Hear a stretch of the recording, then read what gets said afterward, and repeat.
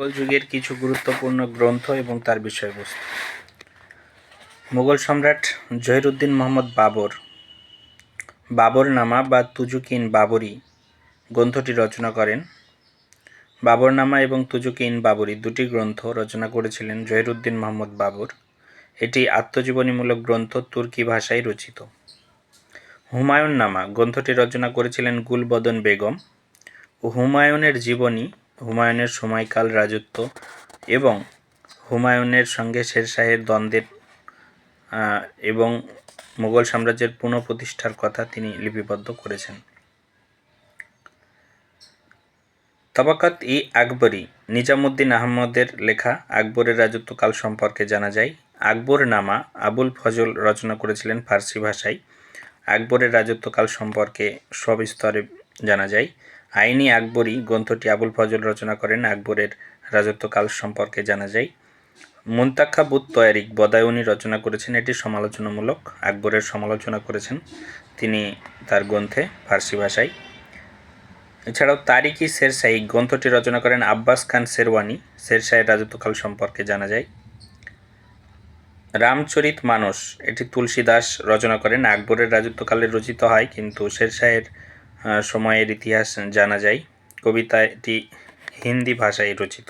এটি তুজুক-ই-জাহাঙ্গীরি জাহাঙ্গীর রচনা করেন। এটি আত্মজীবনীমূলক গ্রন্থ, ফার্সি ভাষায় রচিত। দুজন মোগল সম্রাট তাদের নিজের আত্মজীবনী রচনা করেছিলেন। একজন হচ্ছে জহিরুদ্দিন মোহাম্মদ বাবর, তুর্কি ভাষায় বাবরনামা বা তুজুক-ই-বাবরি গ্রন্থটি রচনা করেন। অপরদিকে হুমায়ুন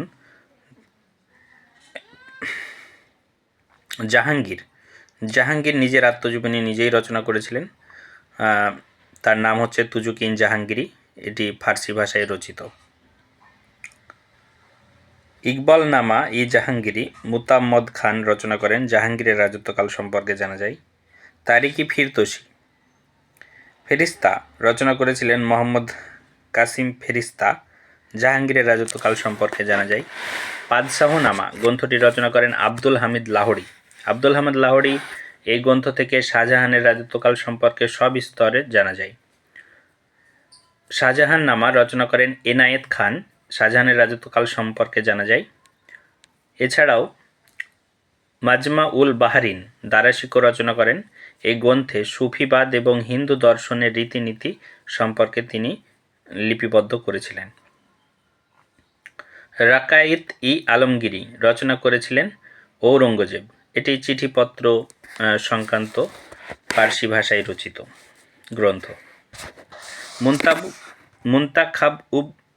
মুনতাখাব-উল-লুবাব গ্রন্থটি রচনা করেন কফি খান। এটি ঔরঙ্গজেবের রাজত্বকাল সম্পর্কে জানা যায়। মাসির-ই-আলমগীরি রচনা করেন মোহাম্মদ সাকি। ঔরঙ্গজেবের রাজত্বকাল সম্পর্কে জানা যায়। তুহাফাত-ই-আলমগীরি রচনা করেন ঈশ্বর দাস নাগর। এটি রচনা করেছিলেন ঔরঙ্গজেবের রাজত্বকাল সম্পর্কে জানা যায়।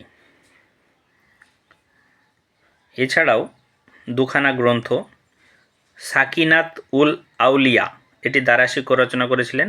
উপনিষদের ফার্সি অনুবাদ ছিল এটি, সাকিনাত-উল-আউলিয়া।